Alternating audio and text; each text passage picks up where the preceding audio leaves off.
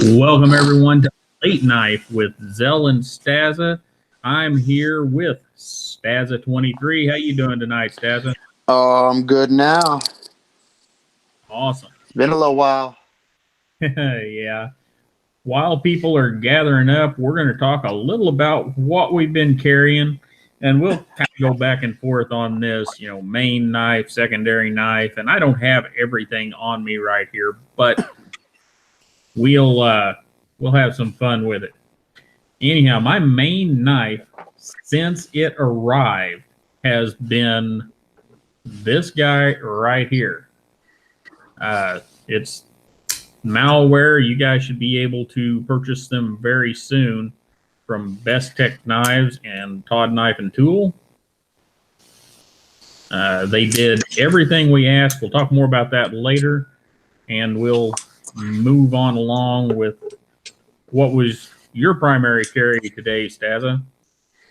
Oh, I always have a pocket full. Today in my pocket, well, I had two that reached me from the pass around group. The Monterey Bay Knives Min Pin. Pretty cool little knife. I love those clip points, and it's a clip point. Also another one from the pass around group. The ProTech. What is this? Whiskers. The guy told me it was the Magic.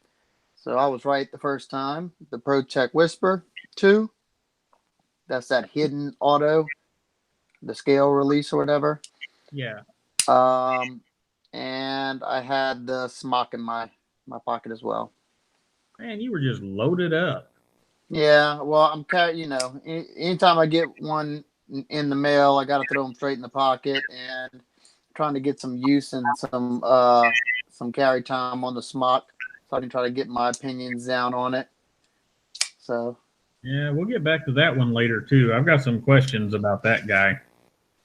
Yeah, and how you guys? Looks like we've got Bandit 24/7, Brian Wallace, PP69, Slicey Dicey, Devin's with us, and we appreciate each and every one of you. And for some reason, I don't know what's up. I'm not seeing some things here on my screen, but we'll go with it anyhow. All right, we'll go back to, we'll get to that guy too. Go back over here to what I had for secondary carry, and you guys are going to laugh about this, but it has been this Micro Praetorian. I got this in several weeks ago from Medford Knife and Tool, and the reason it's been with me every day is, one, it's actually a really cool knife. I dig it. Secondly, I got it in for testing of some things for some future stuff going on maybe, and I really wanted to put some use on this coating that Medford's using, and just some other things about the Medford methodology in making knives. And so far, guys, I know a lot of you want to talk and poo-poo a bit on Medford, and well, I'm going to suggest that you put your hands on one, because they're a lot more impressive than I would have thought. And they are a lot thinner behind the edge than somebody would imagine a 4 to 5 millimeter blade stock. Absolutely. I mean, the only time you're really gonna, be hindered by it is when you're cutting very thick abrasive stuff. But there's somebody talking about carrying a crowbar. There is some truth to that. Not really in the two that I have. I have the, I can't think of the size. This is the middle range Praetorian, but you have Genesis. Genesis. That's correct. But you do have the full size Praetorian, and I've had one of those. And yeah, the full size Praetorian is getting into what I would call a triple stack of pancakes knife. It's pretty. Well, it gets in that realm of what I call out in the woods back pocket knife. I mean, hell, it's bigger than my SNG for or SMF, for goodness sakes. As far as But other, but like we said though, they're made that way for a reason. well, absolutely. And if I was out in a situation like that, you have this choice with these knives. I mean, you can carry your Praetorian Genesis or your full-size Praetorian, or you can carry a fixed blade. And depending on your loadout for your whatever you're doing, you have to make that decision.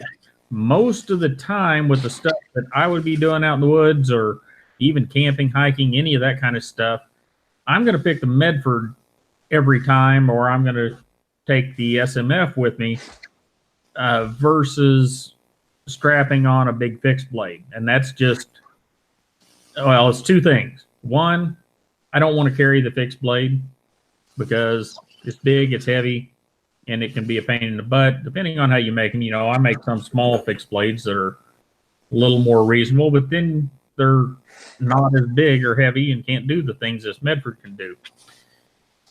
And the other side of this is you clip this thing in your back pocket, and it's just another folding knife as far as the rest of the world's concerned. So if you're up in, New York hiking in some of those beautiful mountains they've got up here in August, because you wouldn't want to do that in the wintertime, you don't upset the natives. And, they get upset about that stuff up there. But anyhow, other things, I've had this pin for quite some time. You guys have seen it many times before. It's a investigator pin from Hinderer Knives. It's actually a great little pin. I like the size, like the way it works. I used to have one of them guys, but my wife sold it with my car.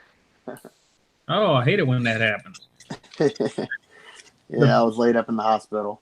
Oh, yeah, okay. Yeah. The pin that I have been carrying the most was a gift from We Knife Company several months ago, and I finally got it out and started using it. And that's this little, I don't know, what do you guys call these things? Somebody tell me in the comments. A Kubaton type? Bolt action? Bolt action, that's right. And I have found that the bolt action pin or the ZT model that doesn't screw on, just has a rubber seal to hold the cap in place, way better than unscrewing and screwing the cap back on every time, unless you just want to fiddle with the cap. But you can fiddle with the tie bolt if you want to. Yeah. But these, now I think We is completely sold out of them right now. But from what I understand, they were popular enough that they are making more. Last thing I had on me earlier was this. Now, this is super cool, super fun, and I don't suggest you buy one because it weighs a freaking ton. This thing may weigh as much as this Micro Praetorian. If you can get one in aluminum or something, yeah, grab it. But this brass, pass on it. Neat light, though. It's a, I forget what model it is. It's an O-light. Pretty nifty. And if you do like the heavy lights, I don't understand you because you'll buy a brass light and then you'll fuss about the weight of a knife, but well, whatever. All right. That's usually the case. Somebody asked if, let's see, Best Tech Fanboy asked if I'm going to get the Viper blown, and more than likely, yes. That is definitely clip point heaven. I actually tried to buy one of the protos at Blade Show. A girl that didn't have the authority told me to come back on Sunday and she would sell it to me. Whenever I went to pick it up, her boss, the head honcho, started yelling at her, yelled at me, and told me to leave, and I pouted and walked away because I couldn't buy the knife. So, yeah, I'll probably be buying that one after watching JT's video. And Slicey, I wasn't talking about the laws. I'm talking about the general connotations of the individuals that live in the populated areas of places like New York and lots of other places around the world. Even here in the Midwest, St. Louis and Kansas City are very much like that. And, if you're carrying a big old fixed blade on your side, even out in the woods, they may start asking questions. So, wasn't picking on New York. Well, okay, yeah, just a little. I'm gonna answer the BP69. Yeah, I don't think it's the best looking knife either. I just wanted to check out the fidgetability of it. The old smock. I don't find it to be the most attractive knife. Yeah, I do want to get back to that one at some point here. Someone, yeah, it is the i3TEOS, Jeremy. You're right. And okay, copper. Excuse me, I get those two mixed up. I have a bit of a vision issue that causes it to be kind of hard for me to see the patina differences. And if they make that thing in aluminum, which I'm assuming they do, hey, that looks familiar, Stassa. Huh. I was just about to say, you recognize this guy? Yeah. Uh, the aluminum would be what I would get because I thought it'd be cool to have it in the heavier material, and I was wrong. But I'm reading Banner 24/7's comment about the smock. I'm kind of with you, Banner. And guys, I don't know what's going on with my screen. I don't know how many people we have on the stream now, and I was kind of 18, so you can see. I can't see for some reason. Put on your glasses. I don't. If I put my glasses on, I can't see crap. So, but anyhow, so we kind of went through what we were carrying. Did you have anything else, Stassa, before we jump into some of this other stuff? Only other thing I had today was, what is this? My Streamlight Micro Stream, the new one with the USB little pull-out thing. I love this little light. Oh, Great wow. little light. I like the finish on it. Is that a micro USB or C? A micro? Yeah, it's the Micro Stream USB. Yeah, pull the thing out again. It's got the little USB. Wait, there it is. That's just to plug it in. I know. Boop. I just wish everyone would catch up and have USB-C. It would make my life so much easier. And I know that's being selfish, but it would just make my life easier, and I like it. All right, so one of the things that I want to talk about, and Stassa and I talked about a little bit earlier, is this testing that LTK and Blade Banter are doing. And guys, if you're not watching this stuff, I suggest you do, because it's doing two things. It's putting pressure on the companies to make sure that whether they're sending their stuff out for heat treat or heat treating it themselves, that they're getting it right. Yeah, hold them accountable. Right. And some of the companies, like I saw, it was yesterday, Best posted up a new HRC on an actual old HRC machine, which was kind of cool. Those old were really, really accurate. 62, I think it was. Yeah, it was over 61. Holding these companies accountable, because here's one of the things that happens. If they send stuff out for heat treat, especially from a production group, the heat treating to perfection some of these steels, M390, 204P, 20 CV. I probably did like Strider got that all messed up, but those classes of steels and some of the others, whenever you get them to proper hardness around 60, 61 or so, it can be very, very hard not to keep consistency and not do something up. So some of these companies that are having outside heat treaters, which are supposed to be professionals, do this stuff.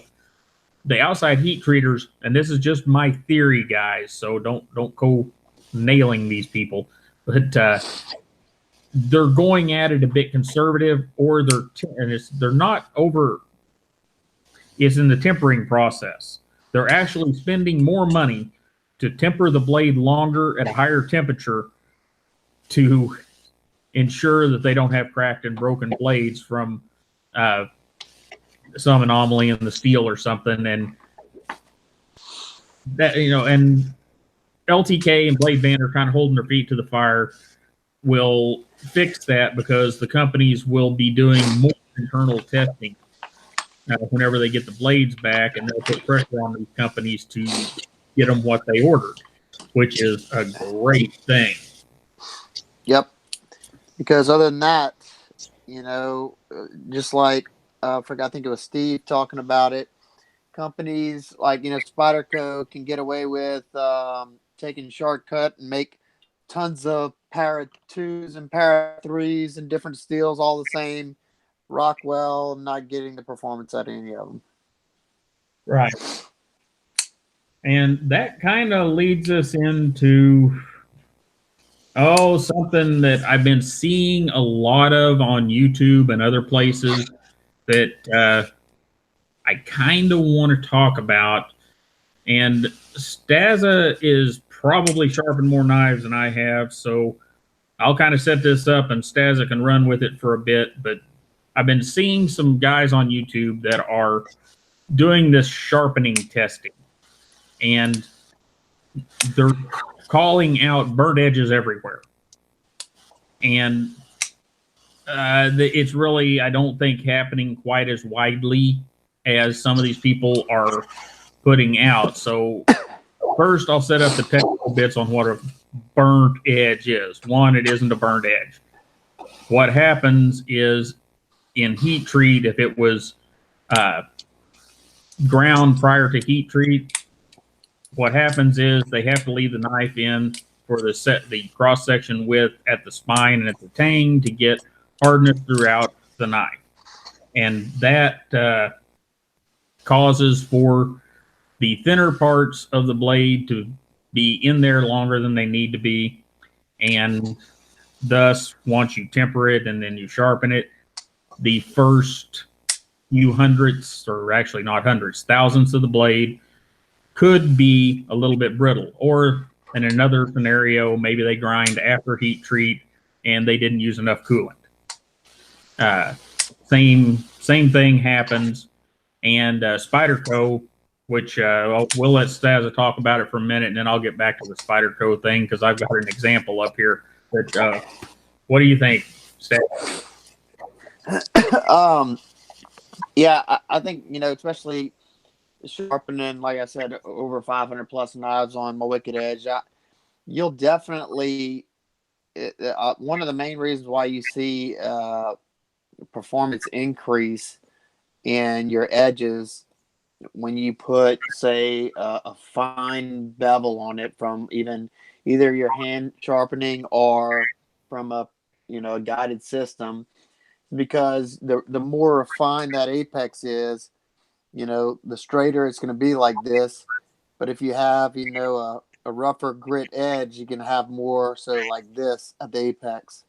So those little teeth are going to break off a lot easier, causing you less performance.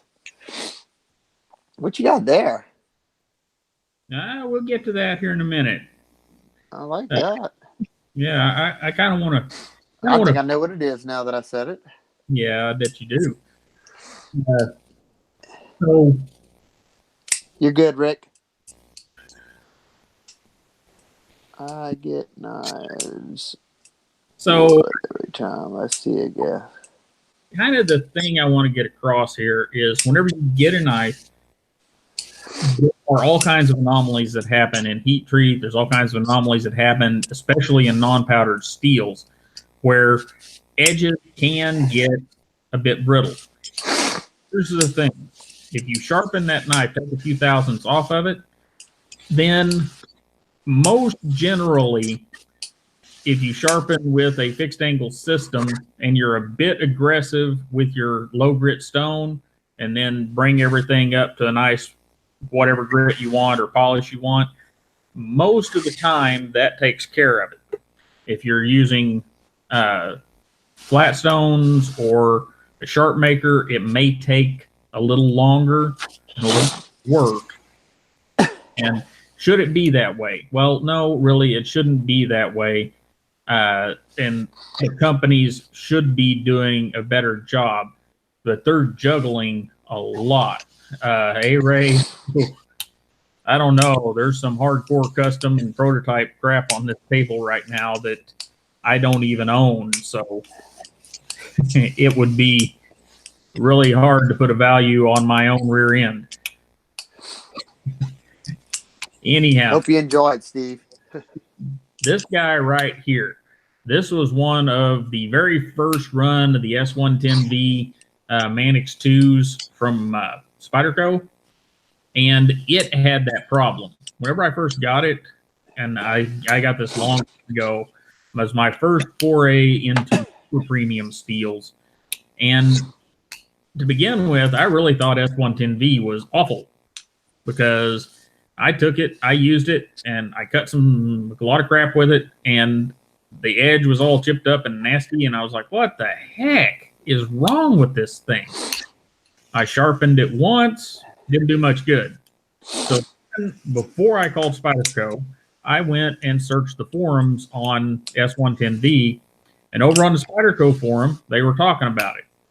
And they said, you know, sometimes it was taking a couple of sharpenings. So at the time I had the KME going, so I put it up on the KME, and I went a bit aggressive with it with the, I think the 120 grit stone, and then polished it up. And that polish that you see, that's the original polish from like 3 or 4 years ago.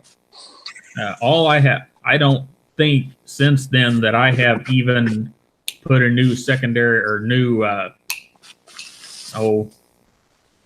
micro bevel on it. I think all I've done is prop this thing. That's something to think about whenever you watch these videos. Don't take anything away from what these guys are doing. I just want you to have a little more information than, you know, maybe what some of these guys are giving out, because you guys are the smart ones. You guys are here with us here on Late Knife, and we're trying to give you as much information as we know to help you out. And I got another, like, something to add on that. All right. This is something that I wish more people would do. And I mean, a lot of people say they can do this, but before somebody comments on a subject like what we're talking about right now, try it out for yourself. See what works. You know, so many times I get people commenting on something that somebody else says, and I know they're quoting that person verbatim, and they've never tried it. They don't have any clue, but somebody else said it, so they're jumping on that bandwagon. I try not to ever talk on something unless I know for myself. That's why I do the tests I do, and that's why I talk to people that I value their opinions. But even though, say, Zelrick tells me something, and I believe Zelrick, but I'm going to try it out for myself as well, because we might have two opinions on it. But I'm never going to tell him he's wrong if I haven't tried it myself. Okay, so you better tell me if I'm wrong. You know what I mean? I'm not going to say, unless I know for a fact it's wrong, I'm not going to say anything. I hear you. And that's why for you guys and for myself, I try to, I don't get as much of the use information as Stassa does, but I try to get as much technical data as I can gather before I start talking about this kind of stuff. And it doesn't always mean I'm right.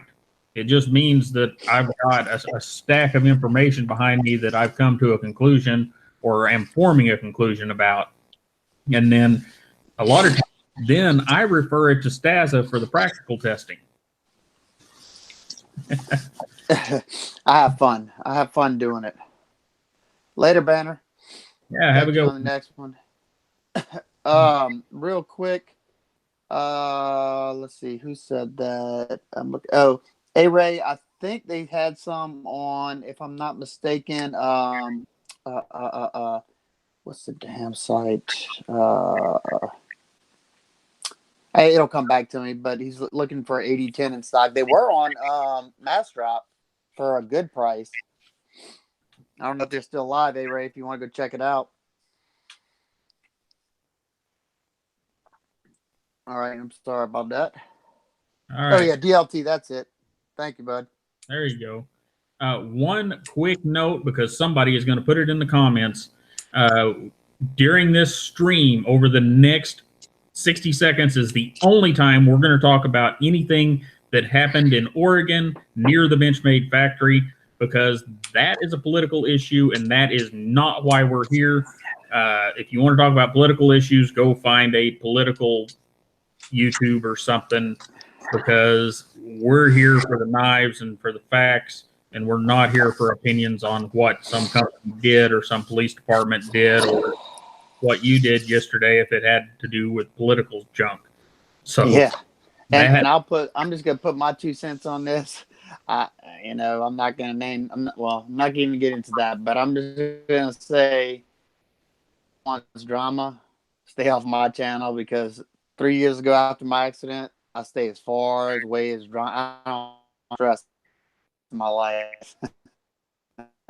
So I was about knives, but like you said, anything politics, religion, y'all go somewhere else for it if you want to talk about that.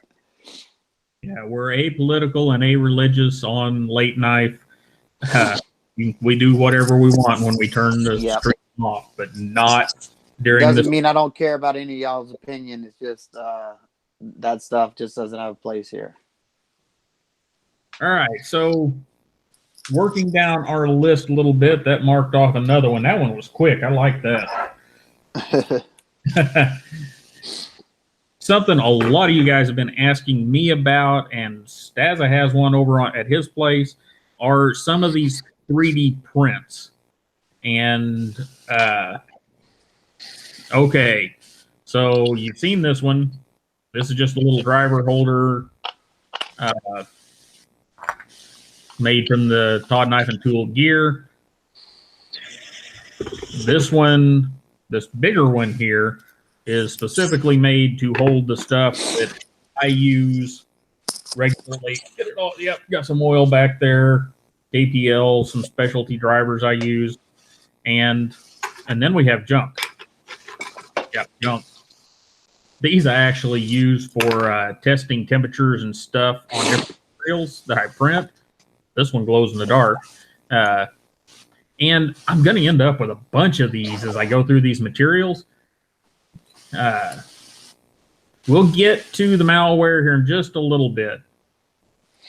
And I don't know exactly how to get these to you guys. I've even started putting a magnet in them so you can stick them on your toolbox or give them to your kids to hold up their classwork or whatever.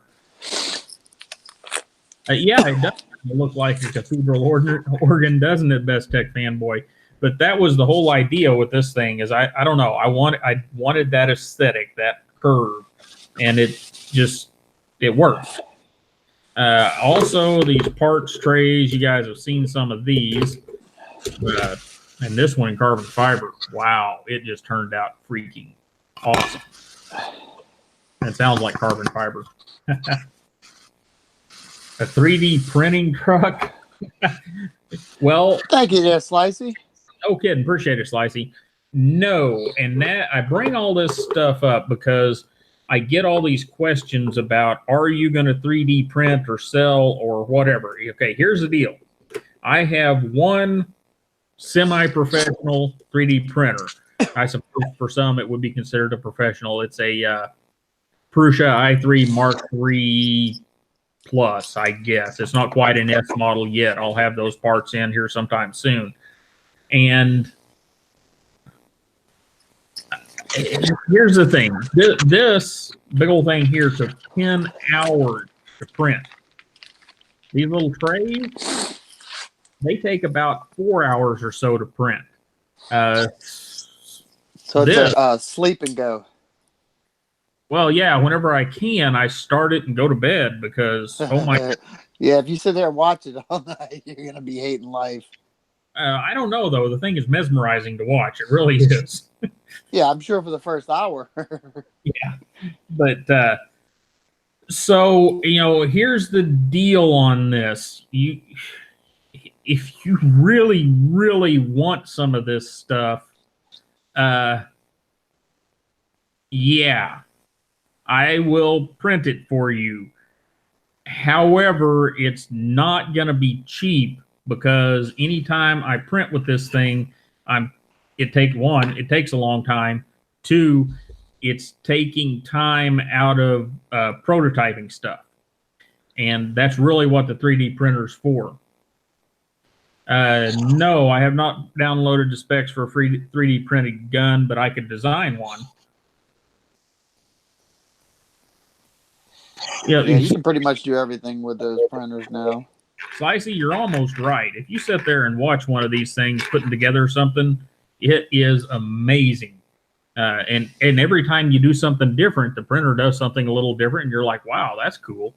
But, you know, I've been watching, actually, I've been sleeping while it's been printing a lot. But anyhow, that's kind of the deal on 3D prints. I do have one other project that two things to show you, and one other project that we're going to be working on, we're going to do some videos on. You guys mentioned this earlier. This is a gent. You're going a little too far now, Slicey. It looks like mother of pearl. Well, this is Prussiamint Galaxy Silver filament that I have went over with the UV protectant because PLA, polylactic acid that this filament's made out of, will melt. I've got some newer filament in that has a lot higher. Like melt in the sun? Yeah, the PLA, it's only like 30 or 35 C that this stuff starts kind of just giving up. So I put some UV protectant on it. Now, if it was in your pocket, it'd last a long time. But I've got some stuff called PEG, and I don't remember what that one means, except for the last part's glycol. And that stuff has a lot higher temperature resistance. And once I get it figured out, that's probably what we'll print scales for the gent in. But there you go. That is a direct application of 3D printing for a knife. I designed the scales in Fusion 360 and then used the printer settings to get that kind of design on there. Night and live cast. I hear you. Printer makings. And I actually just ordered the technical bits to hopefully make that happen. I'm not going to guarantee. You read A-Ray's comment? What? He said those aren't even Zel's hands. He's 3D printed himself. You know, if I could do that, that'd be great. Harold, I've got to deal with a Pi 3 Plus BX, blah, blah, blah, blah, a Pi camera, and some crazy stuff to get all this to work. So I'm not going to guarantee it, but I am trying to get it set up to where whenever I am 3D printing something that's going to be tall enough to see it, that you guys will be able to see it, and maybe I'll have another channel that has, 3D print live streams on it or something. And thanks, Rick. And I'm really looking forward to, we already looked at this once, I'm looking forward to printing these scales and some of this stuff. I think that would come out gorgeous. Is that an EDC tray? Yeah, it's actually a nice knife disassembly tray. That's what I meant. We're going to do another video on, or we're going to do a video on designing one of those trays. And I'm going to do that in Fusion 360, and then we'll print it. So on the channel regularly, I'm going to be mixing in more maker content versus just all knives and stuff. So, and now I have talked for way too long. Unless you guys have other 3D printing questions, we're going to move along to something else. And Slicey, once I have some of the PETG working, I'll let you know. I've got some carbon fiber PETG. I've got some Starry Night PETG, and what the other color was. Thanks, Talat. And okay, so we're going to Staz's channel, and Stazza, pick up that ugly knife up there, Which one? This one? The only really ugly one you got. This is probably the ugliest one. This and guy. and then we're going to talk about it because I've got one question, and then you answer that, take off wherever you want to go. Okay. My question is, what the heck is up with that choil? That is the most god awful thing I've ever. I mean, I can explain it. It looks like a choil from a Strider, the stop pin choil. Well, that's what it is. This is not even. It's not supposed to be a forward choil, even though they should have. They should have cut this part of the scale, made it into a full forward finger choil. All that is right there is the wraparound of this. Whenever it closes, that's the stop pin. I mean, that's where the blades stop, right? This button. So it's wrapping around that. So, okay, that's fine. I understand you had to do that. But why not come all the way up into the scale and make it a functional? Like, you can use it, but talk about feels awkward. Yeah, I mean, that's, I don't know. That thing, I'm not buying one. Now, not sure, I don't know if it'll stay in the collection, but so far, I mean, I hadn't tested it on anything but cardboard yet. But like I was telling you, Zel, the tip on this guy, they got a nice hollow on this. You can see that, and it does such a good job of doing detailed work. I put my finger right up there, and I was carving some stuff out of some thick boxes, and it's ground pretty decent at 20 thousandths behind the edge with a 15-degree micro bevel, 15-degree secondary bevel.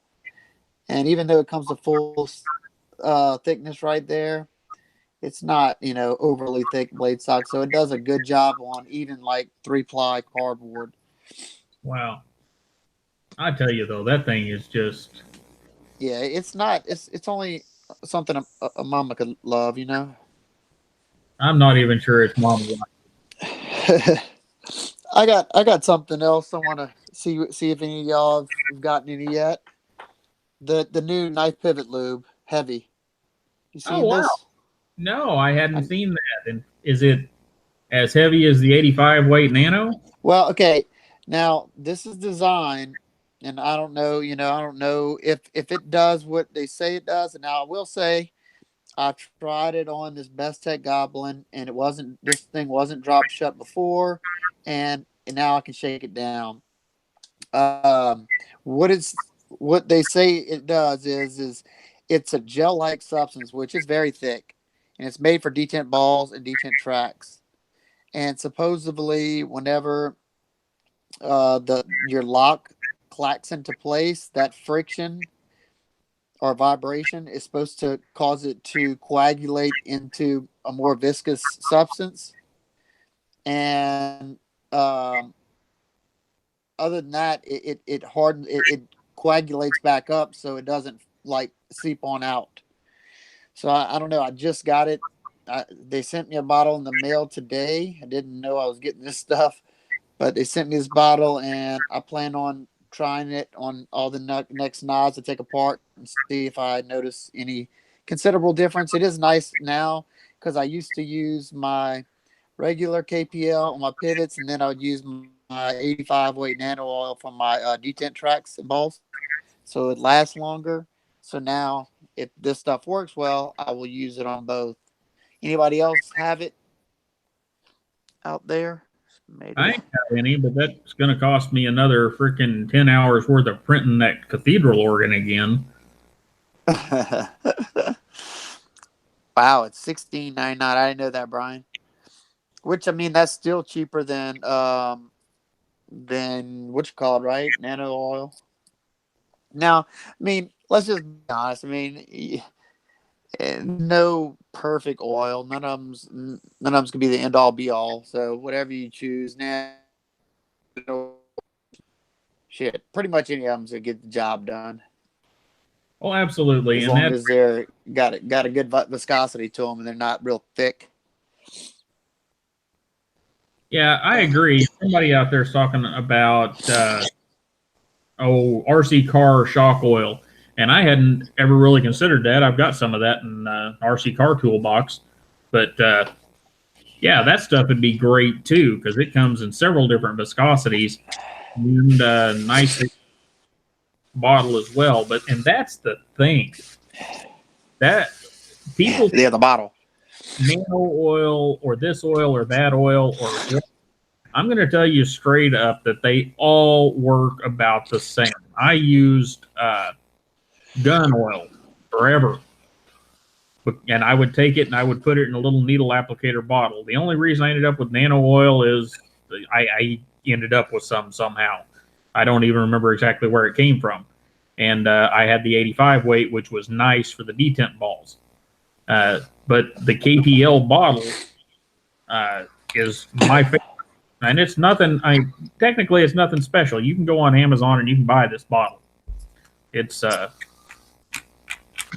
not a special bottle. It's just very good for standing up on its own and sealing itself without having to have one of these little tips that you have to have for the nano oil. So yeah, it's is what we're talking about, not the oil, the actual convenience. Yeah, I'm not gonna ever, say this is the best, because literally, ending on the knife, I may use something different. And I used to hate Benchmade Blue Lube, but I gave it to my buddy Copper Dice, and on certain knives, that stuff, it works good, really good, but I didn't like it on certain knives, and I didn't like the smell of it. Just different little things. Whatever I have available is what I'm going to use.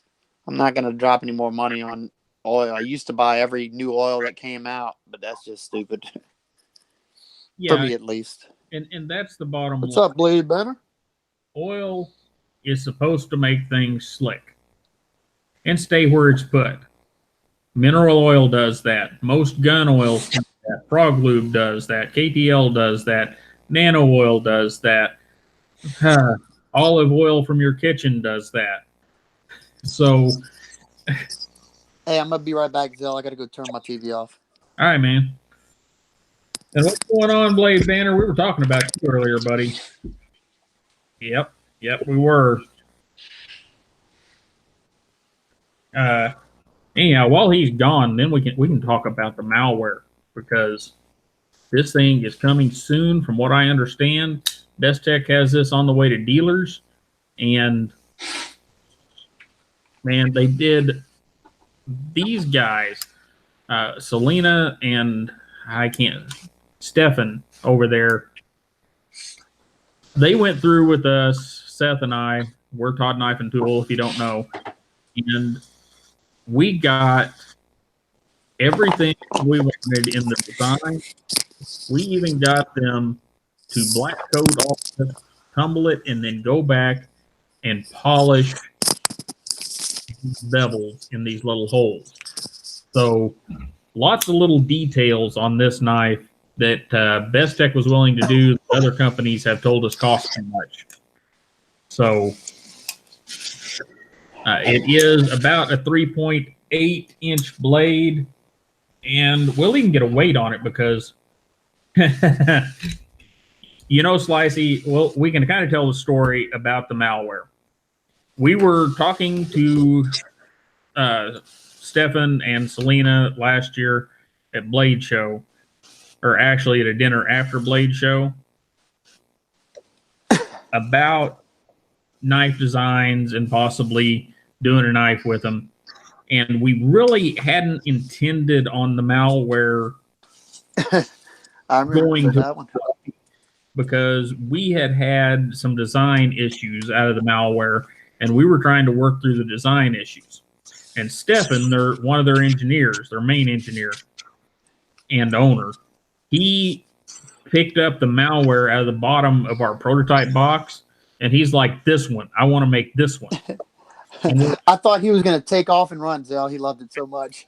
Yeah, he was there at the dinner with us, and we're like, "Oh man!" And we kind of tried to explain to him what the problems were with the knife and how we hadn't had time to redesign and fix. And he starts looking at it and he says, oh, well, I can do that. I can fix this little thing here and this little thing there. And I'll send you the drawings and make sure it's okay with you. And it was just, it was going to happen. There wasn't anything we could do about it. Yep. He wanted to make it. He was not going to take, I mean, he would have probably never talked to you again if you wouldn't have let him make that knife. Right. And he picked it out of all those like immediately. Yeah. How many did y'all have? Like 8 or 9 protos? Yeah, we had 8, 10, I don't know, several protos, and that was the one he wanted, and here it is. 3.66 ounces in black. We'll see if Stonewash costs any less. Nope, Stonewash costs the same. Do the lefties get any bonus? No, it's the same thing too, and that is one thing.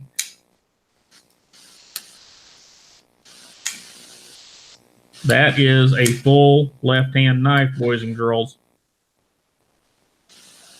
and there will be. I gotta go. I'm stepping out for a second. My dog's barking. All right, man, get him. Yeah, full left-hand version of the knife in all 3 colors. I don't have the carbon fiber here yet. Experience tells me if this one weighs 3.66 ounces, whenever it's got a carbon fiber show side on it, and that one drops, it will be under 3 ounces. I don't have my calipers up here, but we can use this. Yeah, Rick, he kind of did. This is a 4-inch blade, and we'll get these. So we're at about 3.8 inches. There you go. Big old blade that doesn't weigh anything. Do be careful with them if you buy them. They are a gent's knife or not a hard use knife, no matter what they look like. They are definitely a gent's knife, and they are a bit fragile near the tip. But I'm super impressed with what Best Tech did here with these knives. Just, yeah, I'm just really impressed. And I really hope you guys enjoy them. And yeah, you're right. Yeah, I'll tell you what, Best Tech has done such a great job of trying to give the community what they want, especially for being such a new company.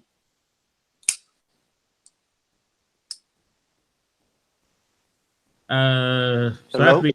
Okay. That's right. A gent's knife for a very aggressive gentleman. Thanks, Harold.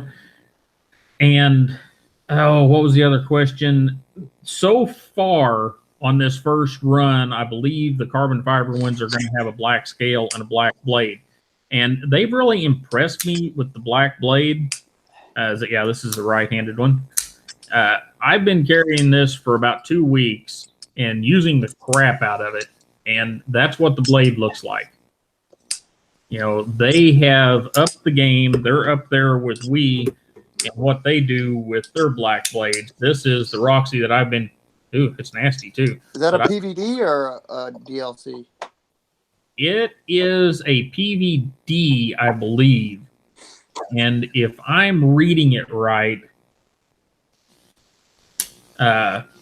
it is a PVD that's somewhere similar to what Medford's using, because I've got about the same amount of use on this Medford that I do on that Wii, and it's about the same. Well, it's just as clean. The Medford's just as clean, and I've talked a lot with Greg on the PVD he used here. Yeah. Best Tech fanboy. That I don't know if you heard us talking earlier. That's something that Best Tech's addressed right away. Is they've got their Rockwells up higher. They showed a picture today on their Instagram. Yes, that's and other companies are working towards that have had problems. The LTK and Blade Banter. Somebody said, let's see, sub $100 Diller model. Dollar. We're going to consider that Lemon Hoko said dollar of the Roxy for poor folks like myself. That's me, not him, because I'm hoping he's rich. I'm poor because I've got this table full of knives and all the equipment to make it. All I can say is we hope so. Our hope, and something that I guess we can talk about here real quick. Our hope is to talk to and simplify the Roxy a little bit and possibly get a Civivi version of it. That is our hope. Will it happen? I don't know. We'll have to talk to Joe and the gang and find out. Something that we are considering on working on. You guys tell me if this is a decent logo or not. I think this is very rough. It was a quick design. Looks like Zorro. Well, there's a reason for it. One, YouTube, everybody else has went to circular designs, and my logo was square. Secondly, it needs to be a little closer.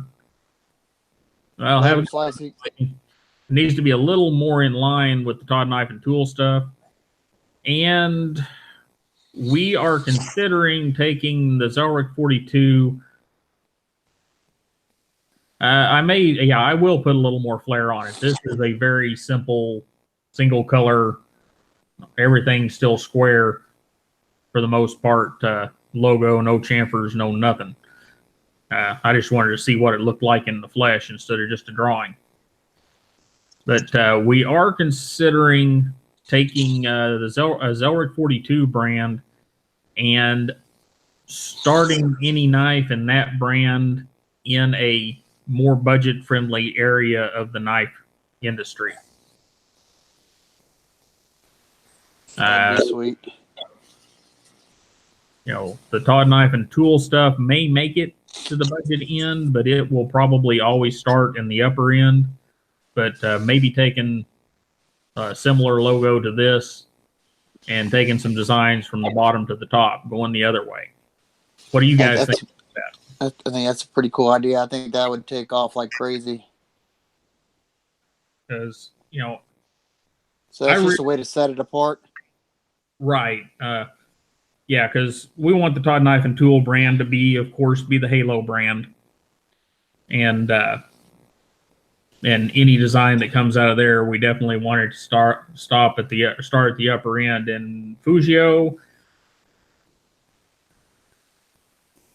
is what I would be looking at with the Zelrick 42 brand would be the less than $100 knives and possibly up to around 150, unless some design really caught fire. And if it caught fire, we'd move it on up, into full TI and S35VN and all the fun stuff. Yeah, somebody said the Kendo tie would be great. They got the Kendo tie coming out soon. Yeah, that should be. I like that knife. Yeah, that was one of my favorites as far as slim profile. It had that Quaken-esque, style to it. Yeah. And the tie looks pretty darn sweet. Yeah, and I literally was ravaged one of the D2 models. I ran it through saltwater testing and all kinds of craziness. Yeah, me too, man. Remember, I think when they first came out, isn't that when they sent us those models to actually destroy? Pretty much, yeah. That was pretty cool of them. And thanks, Blade Banter. Blade Banter, I have this problem. And maybe you or somebody else that's not going to try to squeeze me for a whole bunch of cash later in life, help me out. I can draw in CAD, but you put me in Photoshop or Illustrator or even with a piece of paper and a pencil, and I can't draw worth a crap. So like this was done in CAD. And, so I can take it from CAD and I can make an SVG out of it and I can get it into Illustrator and color it and stuff like that, but I can't draw in it. Yeah, those things work out too good. And I don't even know if I need to keep if it's going to be a brand, it needs to be. But you guys can help me out of that. Hey, I'm going to still be on here. I'm just turning my video off because I got to walk the dog. Okay, man. Not doing flames, guys. Got to be something. Got to be something that will last. Come on, bud. Come on. And flames can be cool, but unless it's a Yeah. 57. I think of a tattoo I was thinking about getting when I was in high school. When I think of flames. There you go.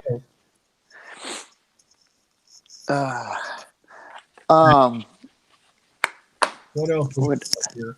We covered the smock. I can mark that off the list. Yeah, the smugly. The smugly. We talked about 3D scales a little bit. Now, that's something I wanted to ask you about. 3D scales. Does that material that you buy, it comes in different densities and stuff? It's different makeups. Like the stuff, all the stuff here on the table is PLA, polylactic acid. It's got a low melt point, and it's but it's easy to put stuff in, like the glow in the dark in this, or the carbon fiber in these two, or the brass or copper or whatever it is, and the brass in this thing. The material I'm testing, in fact, testing right now, the printer's over there, is PETG, which has a much higher melt, not a much higher melt point, but a much higher, what do they call it? The point at which it will lose its rigidity. Help me out there. You got me. But, you know, the thing is, these scales, if you left them in the window of your car, tensile stress? kind of, but if you left these in the window of your car on a hot day, and then you tried to pick up, deforming, they would start to deform on you. With the PETG, they would last longer. You still shouldn't leave the window of your car. PETG with the carbon fiber in it is even a little more resistant.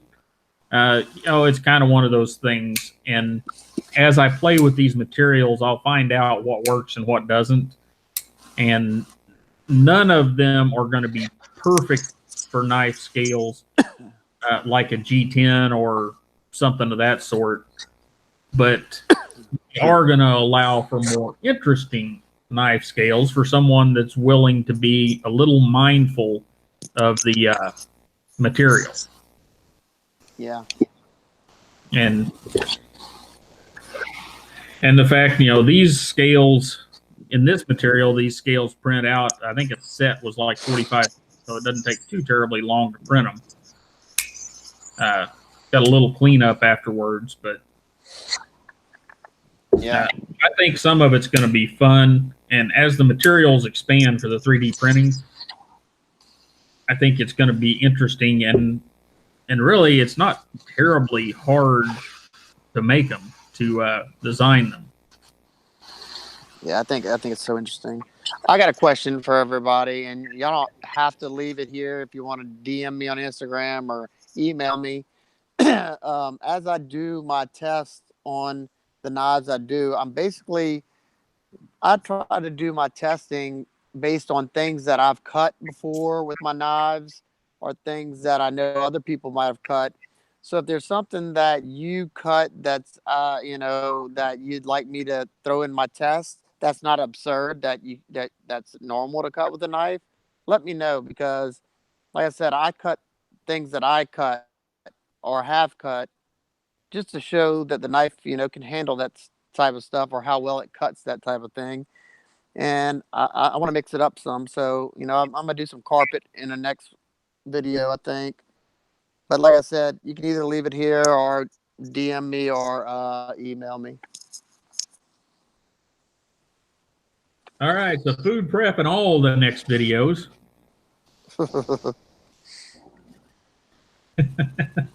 I'm gonna be Chef Kalari here soon. Yeah, chefs. Hey, how's that new Civivi with the plastic handles in the middle of your screen? Right here in front of me. That's where it's at. Okay. I actually, if I were going to get a low buck knife, and I'm not sure, you guys know, it was $50-something. Somebody out there probably knows. This would be the Civivi I would get. And there are a few things that are different here. They do have stainless screws in them. They're still cut the same way as the TI screws, so they're still great screws. I definitely don't mind stainless screws. TI clip and the injection molded FRN, or I believe it's FRN. I'm not sure. It's glass filled something. It doesn't matter. It's still plastic. Feels like FRN to me. I like it. I think it was a good choice for Wii, and separates them a little bit from everybody using. And I don't have. Yeah, I do. Everybody using G10 on their knives, even them. And the injection molding process allows them to do a lot of interesting heavy hose cut test. What kind of hose, bud? Yeah, I did some small hose with braid in the inside. I don't have access to a lot of different kinds, but maybe like a garden hose or something. Yeah, I agree with Lemon Hoko and Blade Banner here. Maybe would be interesting. I don't know about the availability of bamboo. Of what? Bamboo. Oh yeah. I mean, if I can get my hands on it, I'll definitely give it a shot. And I also agree with Garrett. He brings up a good point. Zip ties. Yeah, Not the big, huge ones, just the, kind of the standard size electrical zip ties. Yeah, I did that. I did a few of those. I mean, those are usually in my test. I usually have some wrapped around some wood. I'll pop them off, and then I'll do just straight cutting across. But I tell you what, a knife is definitely not the tool you should be using on a zip tie because they slide too easy. Yeah, that's absolutely true. You should be using a set of nips on the zip tie. I mean, I'm all for using my knives for everything, but it's just dangerous. Yeah, I kind of agree with you there. Garrett, he's asked this a couple times, so we need to address it. He's asked about the Megalodon from Real Steel. Here's what I can tell you about it, Garrett. Almost nothing. I have never had one, and I was planning on it at one point, but I never ended up with one. Stazzy, I've heard a lot. I mean, every review I've ever seen was positive on it. It looks like a sweet knife. If I were to get one, I'd probably go out and get the M390 version because to me it's a great deal because you can get them if you look hard enough. You can. I think I saw it for $159 at one point, and that is amazing for that big of a knife. That's milled out on the inside with it that big of M390. So, and I heard the action's incredible. So, I don't know. There you go. What else did we have here? Well, Lemon Hoko, get a hold of Stassa and send him a crate of that bamboo. Yeah, if anybody wants to send me something, I'll definitely throw it in there. You do have to understand if it's got to be something that's pretty much around the house or is not that expensive because I don't have a crazy budget to work with. I pay for everything myself, so that's And I don't mind buying certain things though. Mike, you're right. Here's the deal on the tape, though. If you use actual packing tape, you're honestly going beyond where a knife should be used, because that is fiberglass strands in tape, and yeah, it is literal hell on everything. Now, I don't know how you feel about that, Stassa, but What? Fiber tape on boxes, packing tape having sucks. in it. It sucks. I mean, anything with fiberglass in it. I mean, it's just like cutting sandpaper almost. Anything that's got abrasive factors to it is going to destroy your edge. It's just, I don't mind doing that, especially toward the end of my test, just to see how fast it, if that's your profession, and you want to see how many cuts it's going to take before you dull it. It's probably going to dull it quick, but if I'm gonna be cutting something that abrasive, I'm just gonna use what you call it, utility blade. Yeah, that's kind of what I do with the. If I see that kind of stuff in there, I'll flip out one of those Alpha utility blades. But I mean, sometimes I don't know. I'll try it. I'll try it just to see. Yeah, I don't Oh, mind doing Coke bottle. I've done some Gatorade bottles, and I like doing those heavier plastics because all those big things that take up a lot of room, like my trash can. Oh, but no, they got to get cut up. yeah, I hear you. Okay, so we got one thing left on the list that you wanted to talk about, Stazza, and I think it's kind of an important one. Oh Uh, yeah. because I hear a lot of complaint about it, and I'm going to set that up and then let him run with it here.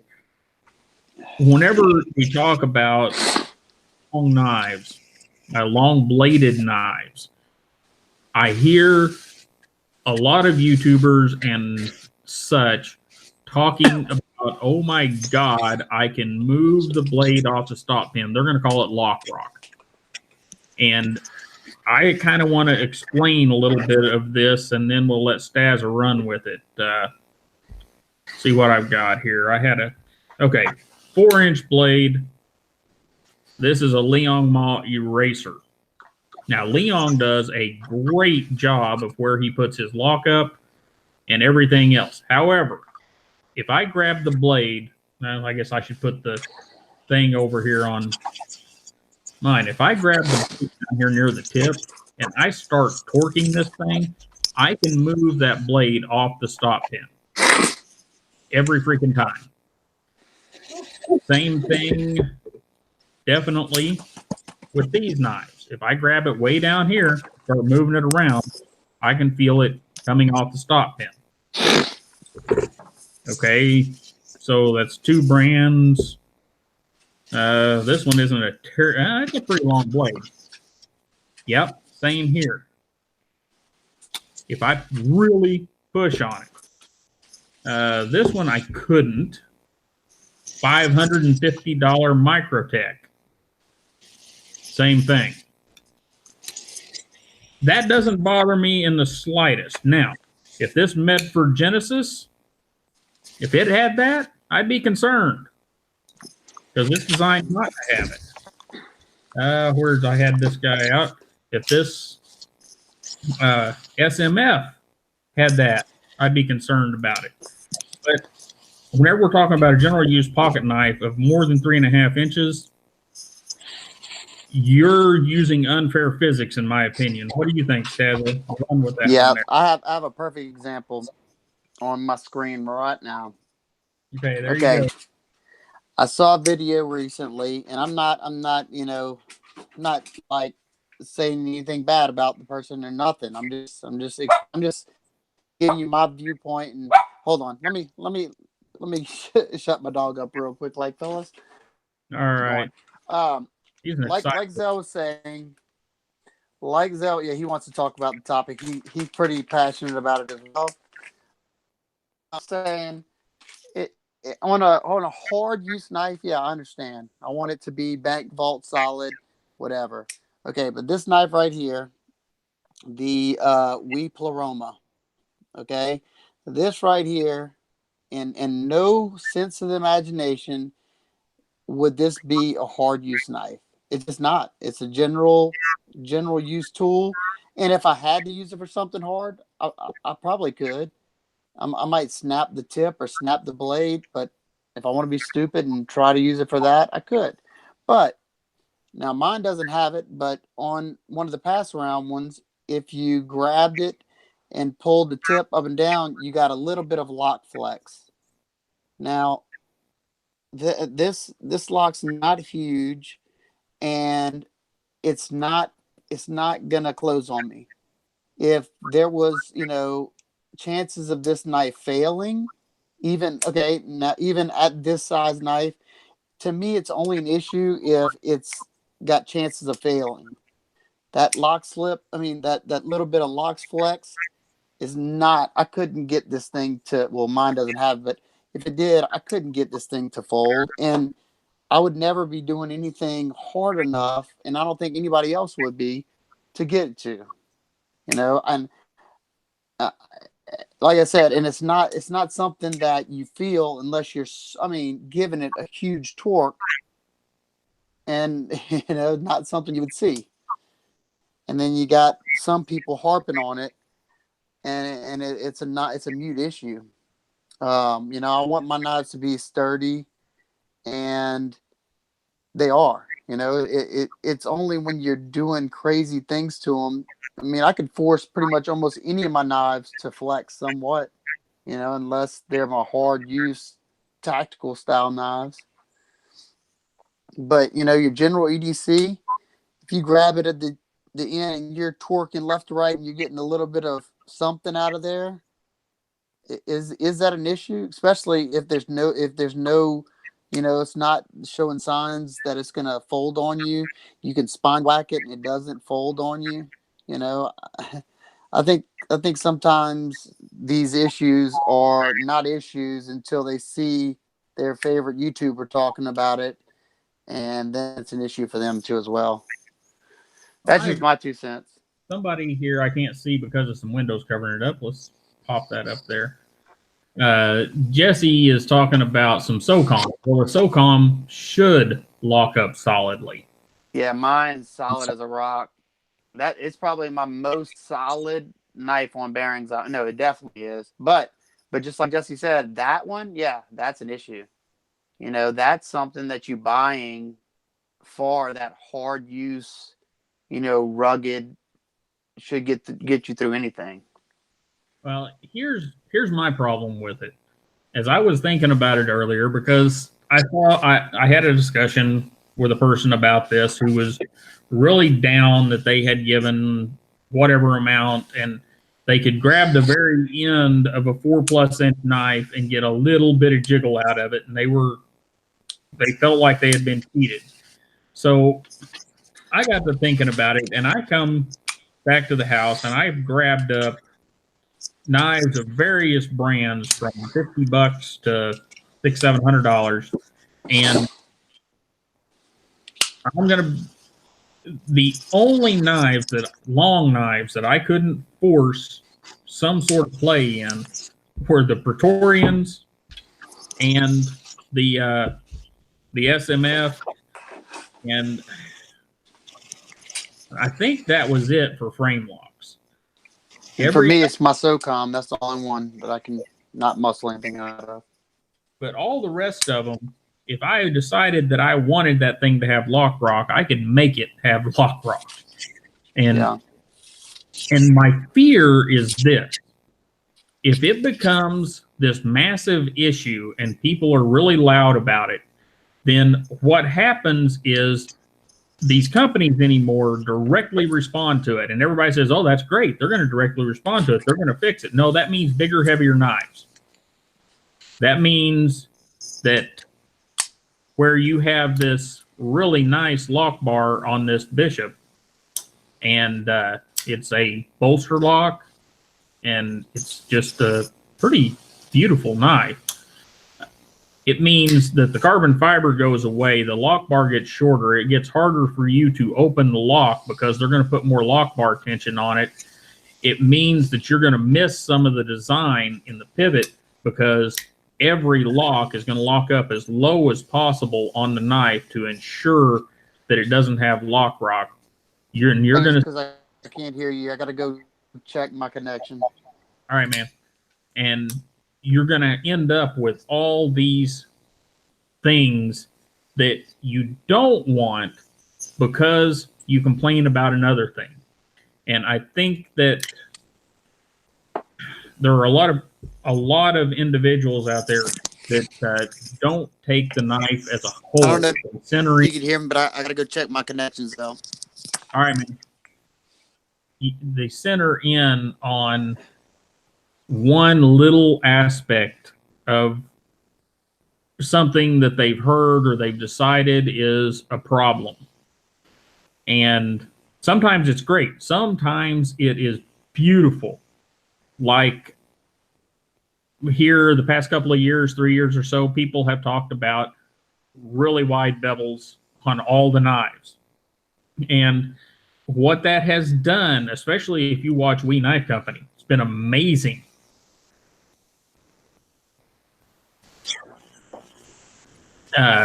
We Knife Company, whenever they started with their 600 series, they were nearly 30 thousandths behind the edge. And even today, if you pick up one of those, a new version of one of those 600 series knives, they're down around 20 thousandths behind the edge. Why? Because the community said something. But it doesn't always turn into positives whenever we start throwing our collective weight around, I guess. And anyhow, that's just one of the things. Go ahead, Staz. You know, like I said, I don't like when I'm saying that. I'm not saying that it's okay for a high dollar knife to have noticeable blade play. I'm talking about when you're putting you know, pressures on this knife that you would never see in a normal situation, or like Zel said, a 4-inch blade. You're having a lot of what do you call that, counterbalanced on that knife, to where you're going to get some wiggle. Like my military, I can wiggle a good bit on it because it's got such a long blade. I'm shocked that my SOCOM is solid as it is, but I got, of all the knives I have on my table, I could probably manage to get some play out of every single one of them if I want to. It's there to me. There should be an acceptable degree of minute, play in some direction, no matter how expensive it is, unless it's geared toward the hard use, tactical knife. Well, absolutely. It's a mechanical device. All of them are going to have a little bit. There's got to be some tolerance in there for everything. And the bigger picture here that I kind of want to get across is don't zero in on singular things. There's a group that will zero in on everything, every little aspect of a knife. Try to take a knife as a whole and not zero in on those little things. Like I talked to a gentleman a while back who picked up a certain knife, and it was all about hot spots. And this gentleman, instead of picking up the knife and carrying it for a while and seeing if he would learn how to put it in his hand, this guy took a nearly $300 knife and took after it with a set of jeweler's files. The same day he got it. And I was kind of like, you couldn't carry it for a few days and see if your grip adjusted? That this knife I have right here in my hand, the Pleroma, that would have been a prime example. This was one that at first, if I just handed this to you, you'd be like, oh, that's terrible. And I thought that when I first grabbed it. Once my hand got adjusted, just because it's not normal like 90% of my other knives are, I've learned to use this knife comfortably.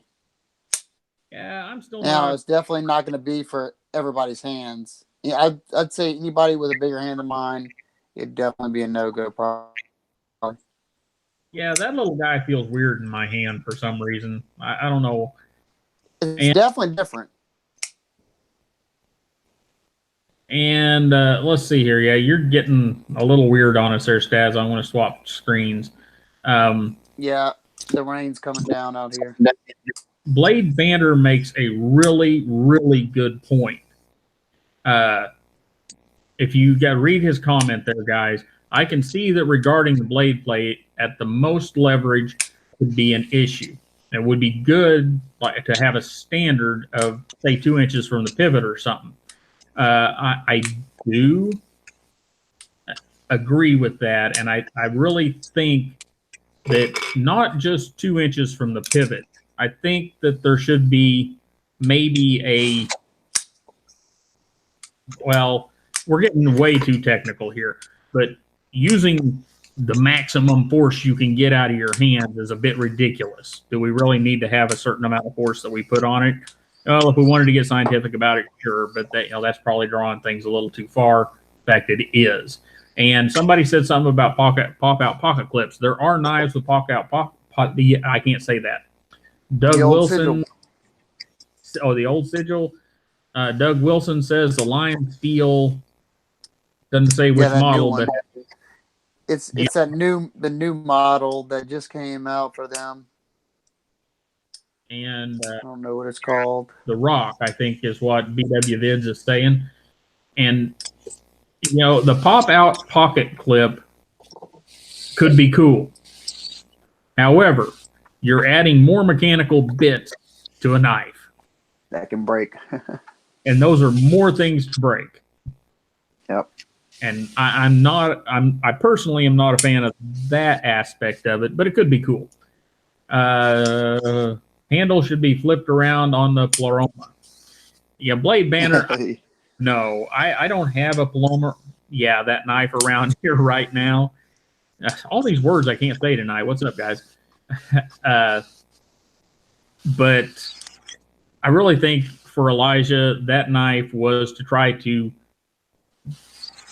get to the more traditional crowd with some of his neater designs. I think it was also a mathematical design challenge for him. And it turned into a neat looking knife that some people are going to love. It does actually feel better. It does feel better flipped around. Wait a minute. Stassa flipping that sucker around over there. Oh, and we went dark on Stassa's side for some reason. I just there we go. Flip my camera back.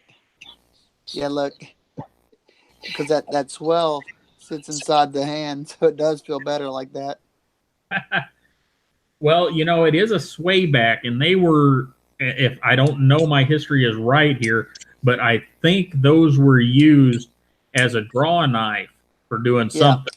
Like this, like putting your thumb like that and pulling. Yeah, so maybe it was designed to hold backwards. So I don't know. I'll hold it normal though. I'll cut myself. I'll hold it backwards. What about this guy right here? Yeah, tell us about that one, Stassa. This is designed by Sam with HEA Designs, the Hunter. And anybody who knows Sam knows that he has a wild design, kind of like Elijah does. He definitely designs them different. I mean, this looks like a batarang. You got go to my screen.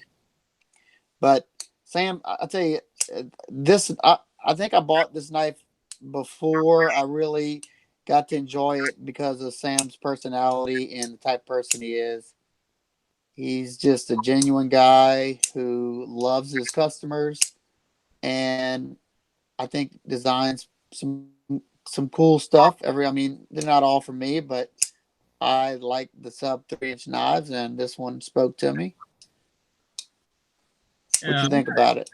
I'm kind of digging the way he did the clip on that. Pretty interesting. No, the clip on the blade. Oh yeah. And it to me, because I was gonna name this one for him back in the day when it was still in the prototype phases, and I never did give him the name, but I was gonna call it the Chai War because it looks like a Chinese war sword. Yeah, I mean that they have that, that same clip style in the front of their swords. Right. All right, Stassa. I'm going to flip over to my video so that we don't have your audio cut out on us. Yeah. But you need to talk because I need to let my dog out. That sounds good. Oh, and David, while you're here, me and a couple of the guys got you. You got a package coming to you. Something kind of funny that we thought you might get a kick out of. So be looking in the mail from a package from me. Probably should be there by Wednesday, David. And the only rule is you got to open it on camera so we can get a laugh along with you. Let's see. Anybody have any kind of topics or anything that y'all want us to discuss? Oh, well, I don't know. Yeah, my camera's not working too well.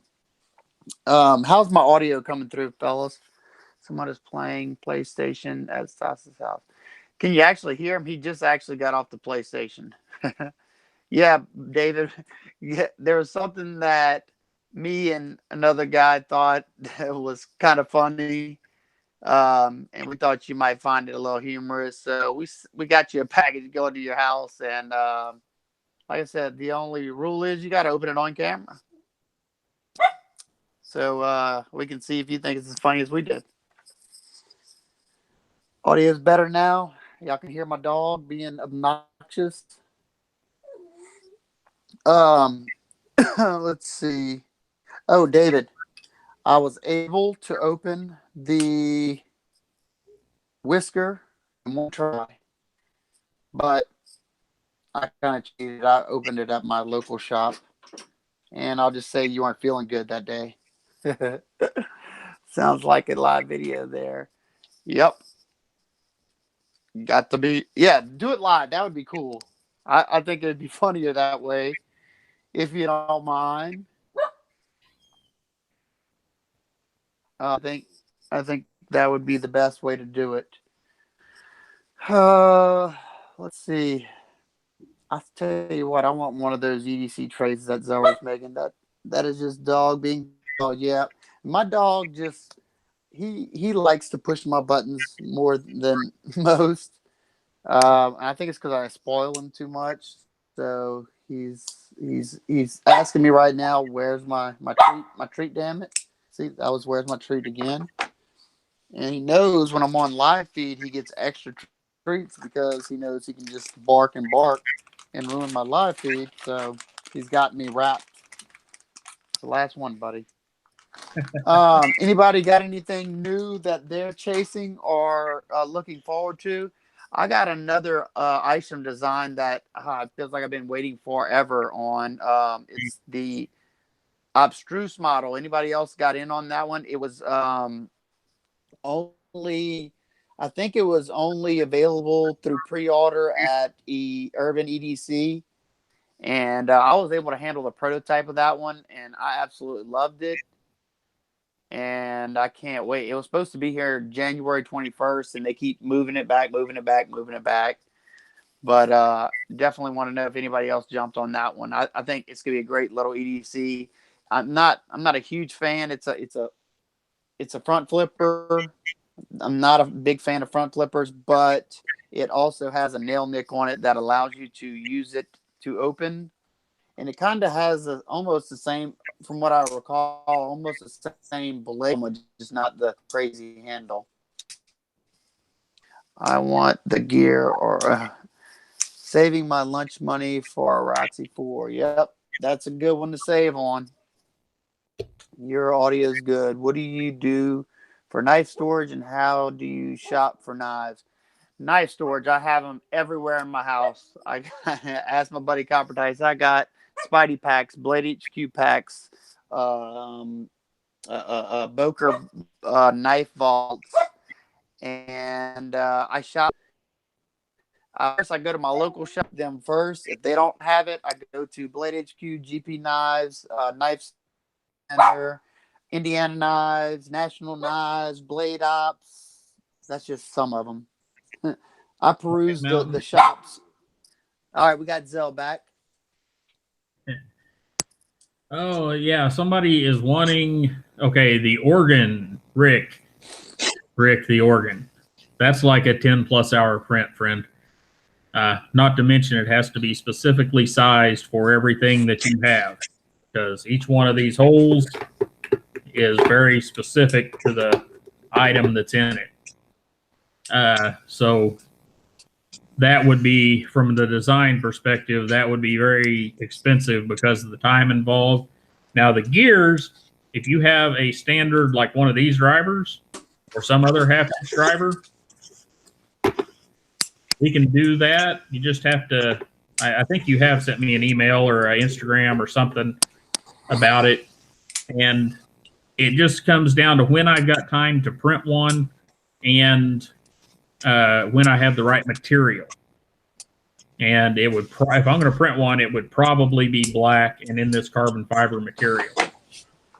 And we would have to talk about what it costs. I'm not sure. I think I have an idea of what I could let those go for. The tray itself, I might make some of those if people are really interested. The thing is, they're all going to be in plastic, and they're not going to be cheap. I just can't do them cheap because of the time involved in making them. Yeah, it's kind of like doing knife mods. It just the time that it takes just doesn't usually equal the time they want to pay. Right. And Brian Wallace got himself a Cold Steel AD-15. Is that one with the goofy backlock on it, Brian? With the Scorpion lock, yes. I tell you what, I'm not a fan of the looks of that one. I prefer the looks of the 10, but I want to check out the Scorpion lock bad. I'm jealous, Brian. And he's getting the Ferrum Forge Archbishop. I wish they would do that. I love the Archbishop shape. I wish they would do that one in the sub 3-inch because I would be all on that one. I love that shape. Doug's asking about the drivers. Doug, we are working through with the drivers, and we will get there. There has been one production sample. The problem is we're having to explain mechanical stuff across languages, and right now it's not translating very well. They made a beautiful sample, but it did not work the way we needed it to work for you guys. But we hopefully by later this summer, at the latest fall, we will have those going. And once we have the first made, we'll be able to make variations on it. It's just getting this everything mechanical across to get the first one done. And hopefully that gets done soon. No guarantees though, but I'm excited about them because we're going to be able to offer them at just really reasonable prices and really good quality. And JP, thank you. What's up, JT? I just noticed he was in here. Check that one out, JP. Recognize that knife? Here's a display from Best Tech Fanboy. Yes, we can do that. Here's the problem with that. Time. It's all about time. Yeah, that's going to take a lot of plastic there. Yeah. Amount of filament, amount of plastic, and amount of time. However, I am going to, I haven't done it yet, but I am going to take the average height of pocket clips, and I am going to make some sort of support that will go around the average pocket clip so you can take a picture of a knife setting square to the camera on the leather or whatever. Yeah, that'd be cool. Because I was using magnets to do that, and I don't like magnetizing my blades. Thank you, Blade Banter. That's more of my 3D printing adventures, the scales on that one. Like I said earlier, that material is not really going to work real great for it, but it was good for a prototype.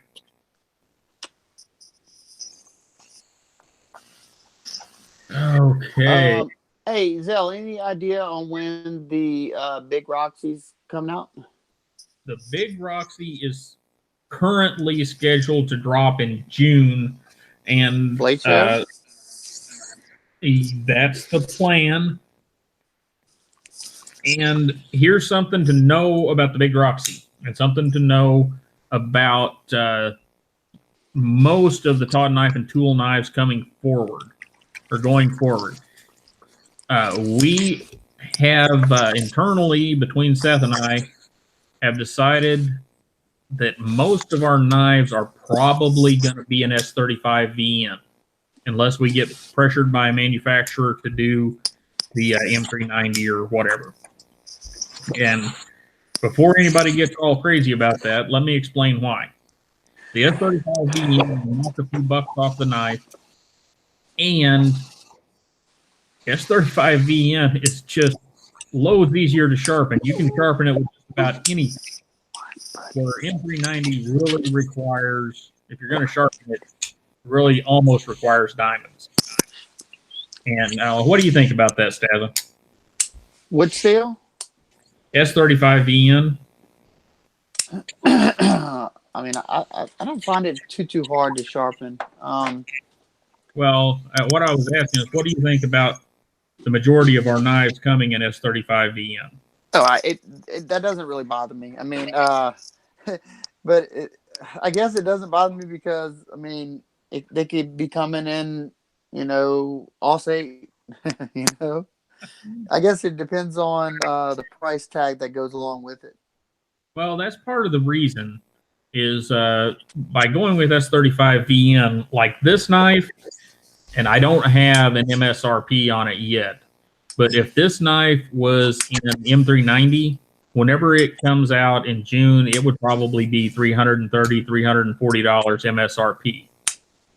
Yeah.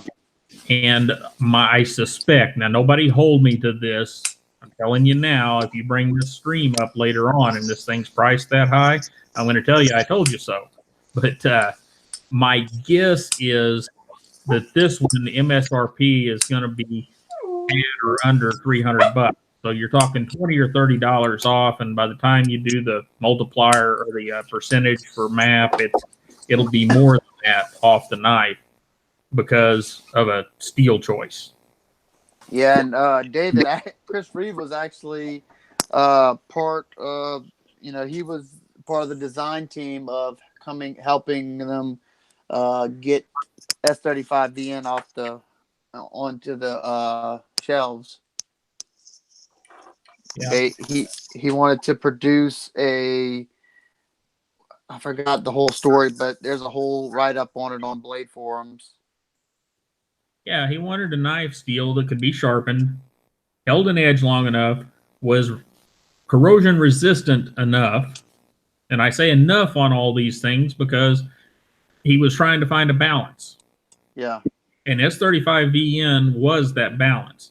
S30V was too chippy and hard for the average. Yeah, because it was still so new too. They didn't, nowadays they've gotten the heat treats and stuff nailed down to where they can, make them a lot better.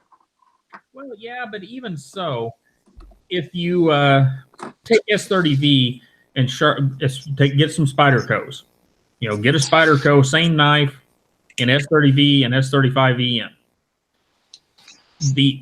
The S30V knife will hold an edge slightly longer, but it's also kind of chippy. Yeah.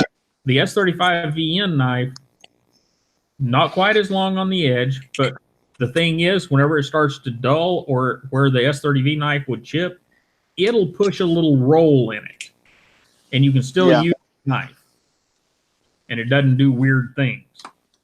And Yes. And then whenever you go to sharpen it, the S30V is extremely wear resistant and a real pain in the rear to sharpen compared to S35VN. Yeah. Correcto. Yeah, but just like JT said, I mean, if we're all honest with each other, S30, S35VN, 154, even VG10 is probably all you really need in your average EDC unless you're a heavy user on your knives. I say no to VG10, but all the rest of them are great. I'm just saying, unless somebody's actually, got a job to where they're actually using their knives daily on, rough material. Yeah, and I talk about that. I've talked about it many times. I've got some knives in ZDP 189, which Best Tech Fanboy just brought up. Okay, those knives cut semi-soft materials, and I needed a really, really fine edge to cut those materials. And I sharpened those knives once. And because they're cutting soft materials on a softer than the knife platform most of the time, I've sharpened them once and they're still sharp. So there is a place for those steels. But whenever you're talking about, like in the case of the Roxy 4, you're talking about a 4-inch blade that, and I think this one is actually in M390, this prototype. You're talking about a 4-inch blade in M390 that you're going to have to try to sharpen. Yeah, Oh wait, unless you have skills or a system that's proficient at that, it could be a bear. yeah, and if we do S35VN, the thought is, the hope is that people will be able to sharpen and use a knife, because we're not trying to design uh, show pieces. That's not our goal. We may do some of that, but it's not our goal. Is most of our knives, we want people to be able to grab a hold of them and go, do whatever they need to do. Yeah, my whole view on the steel situation is that I still the steel on a knife will never be a make or break for me if the price is right on a knife. And sure, would I like a high end steel? Yeah, that's cool. Why not? If it's there and it's offered. But I'm never gonna say I didn't buy that knife because it had 8CR or it had this, especially if I love the design and there's nothing functionally wrong with the knife. I just love knives that much. So that's my whole view. And I pretty much agree with you, unless it's VG10. Well, and there's nothing wrong with that, because especially nowadays we have so many companies out there that if you have a knife that you love and it has shit steel, I promise you there's another company making something that looks somewhat similar with a better steel. Right. And they brought up N4. Rick and someone else brought up N4. And you know what, guys?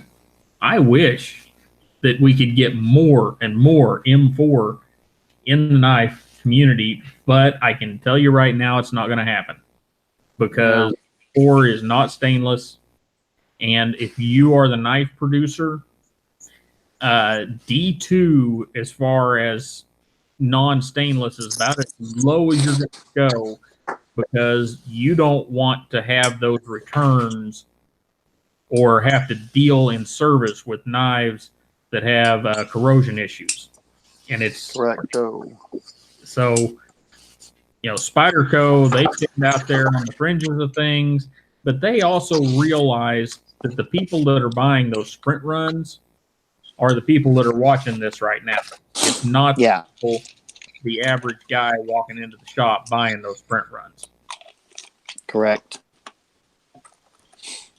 There was another topic. It'll come back to me. I forgot. Was there any other topics that we had we wanted to discuss, or we just? I mean, if not, we just freelance like we're doing now. Yeah, we kind of killed the list we had. All right, JT, you have a good one, man. Yeah, see you, JT.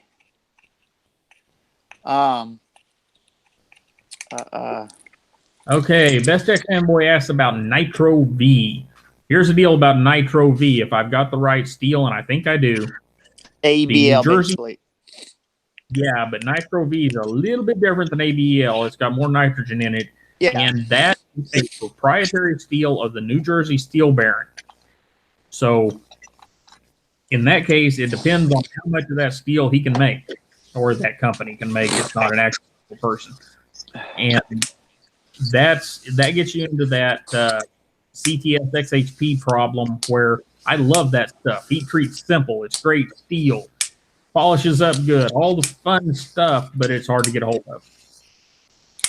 Yeah, and that I'll tell you what, Nitro V is a pretty cool steel, because on paper, Nitro V just it seems it's just a blah steel. It's okay, but when it's heat treated in the specs that it needs to be and done correctly, it's a pretty amazing steel.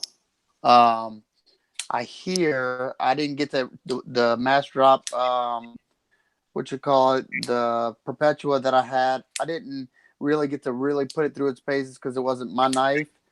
But Right. just the cutting I did with that thing, it was pretty remarkable. I think they ran it to 61, and like I said, have you ever looked at the specs on that steel? It's like I said, it's similar to ABL, but like you said, with nitrogen. Yeah, I've got some Nitro V up in the shop. I haven't made any to show anybody blades out of it, but I've made a couple of test blades out of it, and the stuff's great.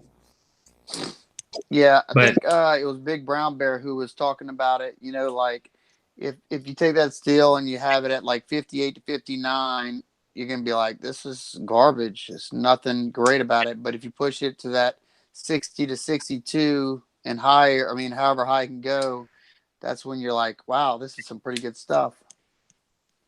yeah, I'd have to look through my notes. I'm pretty sure I put mine around 60 because there's a transition point somewhere there on the on the or corrosion resistance that has to do with the Yeah. RC, and I was more interested in the corrosion resistance than the hardness. Yeah, it's just a trade off. Yeah, LMAX and Vanex. Don't know much about the Vanex. The LMAX, guys, Kai Industries and ZT ruined LMAX forever and ever. Amen. I tell you what, though, it's a shame because LMAX is a beautiful steel when done right. Oh, I know it is. And Look at this knife right here. Prime example. I know, This but thing, and but I think a lot of companies don't like to mess with it because there's such a small window in the heat treat to get it right.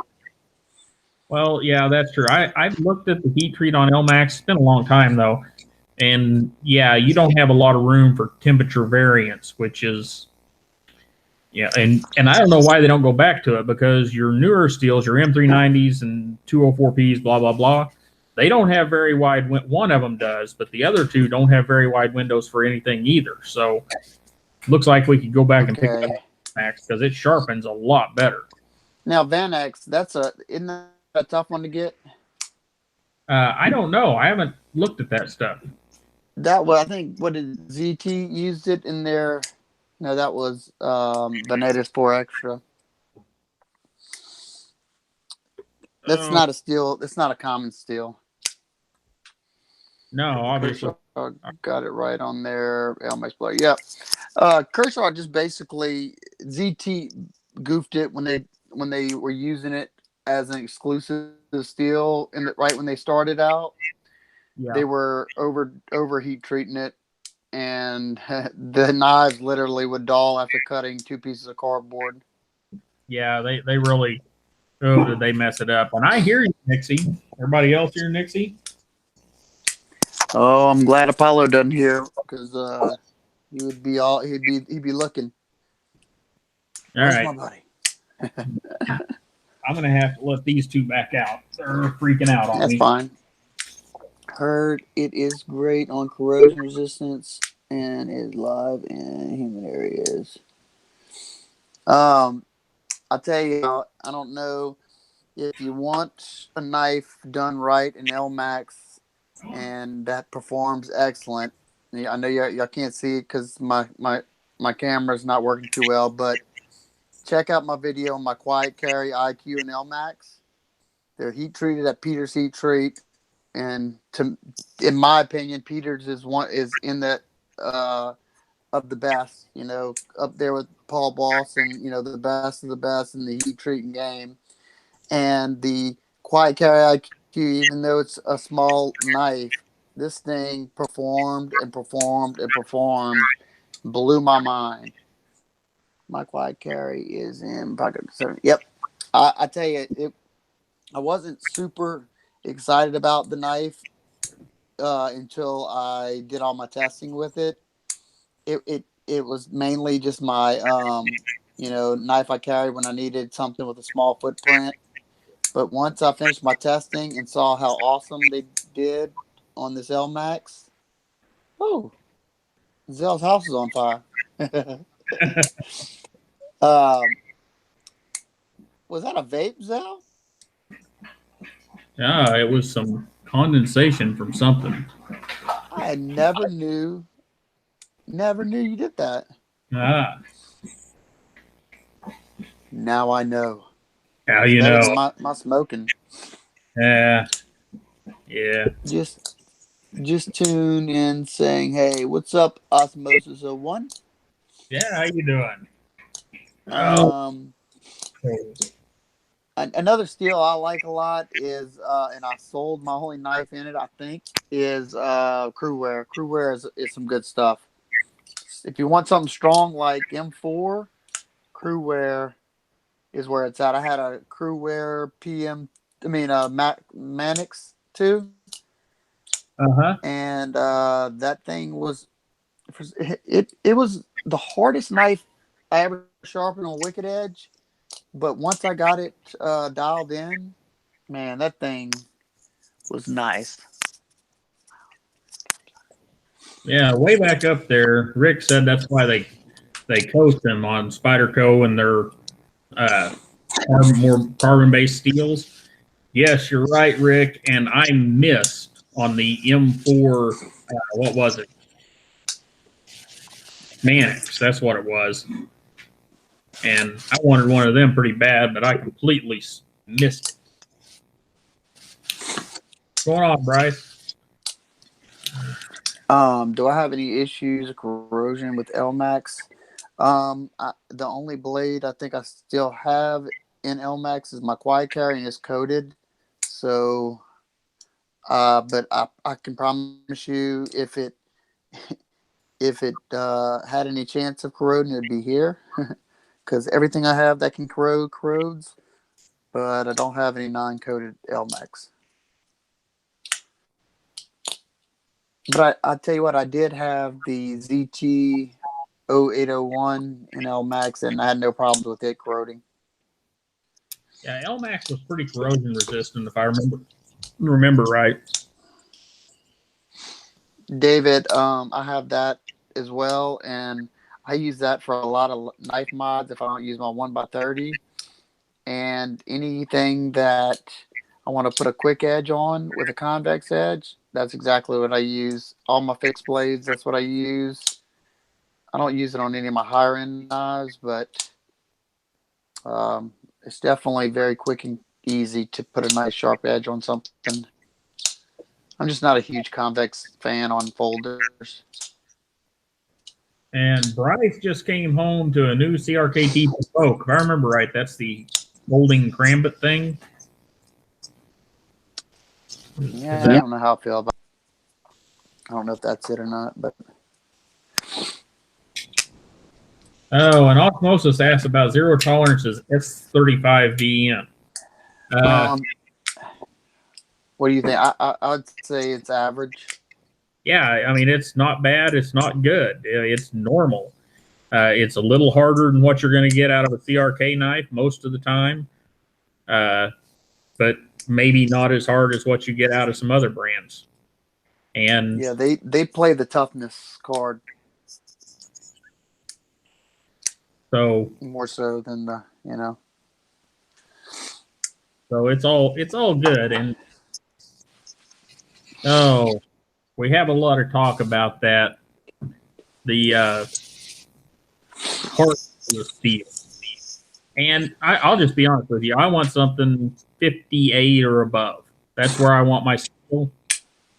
However, some steels aren't supposed to be there, and you shouldn't take them there. And having a knife at even 57 or 56 and a half is not that bad. Now you get down to around 56 or below, and it gets kind of very iffy. And yeah, most of us aren't going to be able to tell the difference between something at 56 and a half and 58. But there's going to be a major difference once you get to around 60. So, that's one of those things. Back to that LT is testing, making these knife companies accountable for something that's measurable, which is great. Yeah. Oh, which brings something up. This is something I wanted to, maybe not on this, didn't plan on talking about it here, but it was brought up on LTK's video, and that is We Knife Company, and he kept harping on them marking their D2 and the Civivi line as Chinese D2, which I think is funny, but here's why it's marked that way. I know Joe, the owner of We Knives, and Joe and I, oh geez, I don't remember his last year at Blade Show or the year before. We had this long talk about steel and naming and all this stuff. So, okay, here's the deal. In China, you've got all these different steels that are available from the local mills. And they all generally match up with some American or European steel. And a lot of companies will take certain Chinese steels and call them by a American name or a European name. If you run that gun that I can't remember who the guy is, if you run that gun that gives you the chemical composition, it's going to give you the chemical composition of the American steel or the European steel, even though in China they may call it something else. And we talked a lot about that and what name you should put on the steel. And Joe's final decision was on these Savini knives that he was going with the, I forget which CR whatever, it's 9CR18 that he uses. Yeah. In the TV knives, that he was going to label them as 9CR18 MOV or whatever they are. Because, and also, whenever he brought the D2 knives out, that he was going to label them as Chinese D2 to differentiate them from the Wee knives. Now, what's the difference, you may ask? Well, the Wee knives have D2 that's been brought in from Europe or the United States. It's not sourced in China. The Savini stuff, everything is sourced in China. So that is the owner of a company being 100% transparent with the customer, which I just think is a freaking gorgeous thing. I'm gonna answer Osmosis 01. He says, does it make any sense that on a couple of Hinder models they're going back to S35VN steel, not using CPM 20CV? It does make sense because they do their stuffs in batches and they probably use all the 20 CV they have currently, and then they go to the next steel that they have the most, and then they reorder. So, because I used to work in a machine shop, and that's how we used to do things. You know, time's money, so they're not going to sit there and wait for more 20 CV to come in when they have 1,700 sheets of S35VN. That's just how it usually goes. And then they'll rotate them out because they're all good steels, especially by a reputable company like that. Right, and that's what they're doing.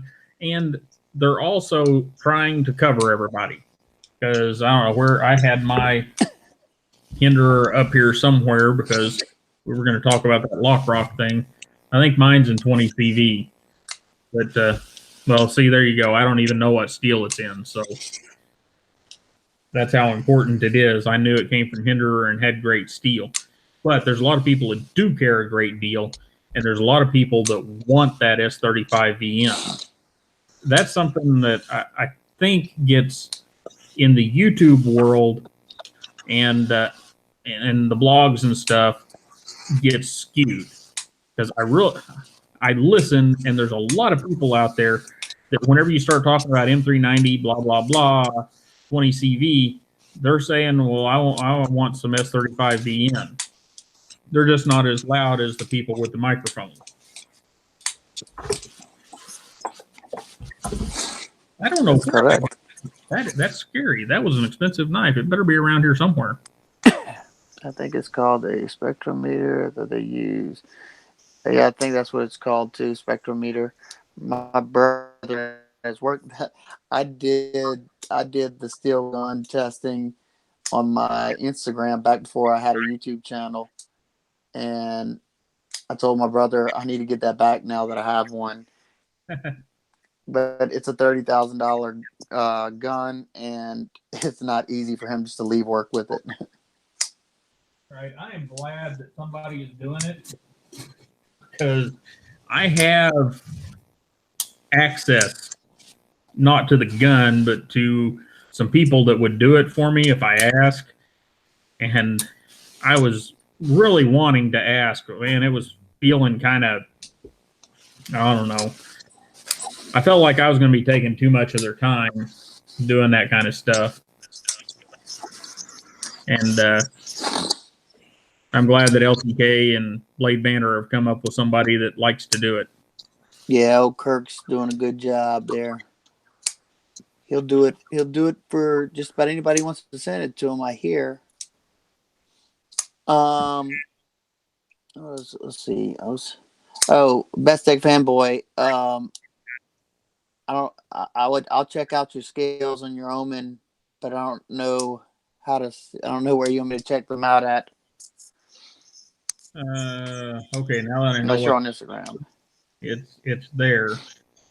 I'm glad everyone was willing to share. Yeah, that was cool too.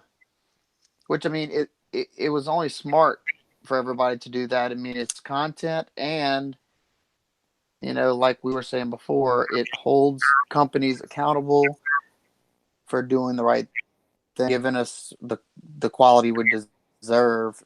We're paying high dollar for some of these knives, and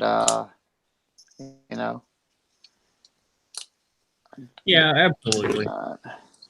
That's I'm glad it's working out, and I'm glad that, like I said, David. Somebody found somebody that was really and we appreciate David put it in a spreadsheet for everybody to enjoy. So if you're seeing that, y'all need to thank David because he's taken the time to do that for y'all. You guys need to thank David for a lot of things that you may not even know about. Yeah, he's the behind the scenes guy for tons of stuff that y'all don't know about. And he's too humble to say he's doing it, but we'll just say right here on the live feed, we appreciate you, David. Oh my goodness, do we? Yep. He's definitely super help. All right. I'll check it out, Best Egg Fanboy. It's the black and green honeycomb. We'll do after the feed. Do you have any other topics you want before we close out tonight, Zel? No, we've been on for a couple hours. We probably better I don't want the wife to take all my knives and throw them in the trash when I wake up. I don't think my wife's going to do it, but Nixie may. She's getting really restless. She's like, come give me some loving, damn it. I'm not sure what she wants, but she's getting restless. Well, we really appreciate everybody stopping by tonight. It's always a blast hanging out with you guys and girls, if we have any girls in here.